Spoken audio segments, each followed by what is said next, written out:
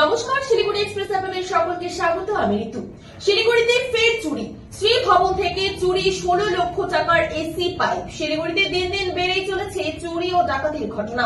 শুক্রবার রাতে শহরের 6 নম্বর ওয়ার্ডে শ্রী ভবনে চুরি গেল লক্ষাধিক টাকার এসি পাইপ। অভিযোগ, প্রায় 16 থেকে 17টি এসির পাইপ চুরি করে নিয়ে পালায় দুষ্কৃতীরা, যার আনুমানিক বাজার মূল্য প্রায় 15 থেকে 16 লক্ষ টাকা। ইতিমধ্যেই খবর দেওয়া হয়েছে শিলিগুড়ি থানার পুলিশকে। ঘটনার খবর পেয়ে শিলিগুড়ি থানার পুলিশ ঘটনাস্থলে পৌঁছেছে। প্রাথমিক তদন্তে পুলিশ সিসিটিভি ফুটেজ খতিয়ে দেখছে। সেই ফুটেজে এক ব্যক্তিকে পাইপগুলি চুরি করে নিয়ে যেতে দেখা গিয়েছে বলে জানা গিয়েছে। পুলিশ জানিয়েছে, চুরি যাওয়া পাইপগুলির হদিশ পেতে তল্লাশি শুরু হয়েছে। কে বা কারা এই চুরির সঙ্গে যুক্ত তা খতিয়ে দেখা হচ্ছে। স্থানীয় বাসিন্দারা জানিয়েছেন, সম্প্রতি এলাকায় চুরির ঘটনা বাড়ছে, যার ফলে তারা চরম নিরাপত্তাহীনতায় ভুগছেন। এ বিষয়ে শিলিগুড়ি থানার এক আধিকারিক জানান, দুষ্কৃতী পরিচয় জানার চেষ্টা চলছে।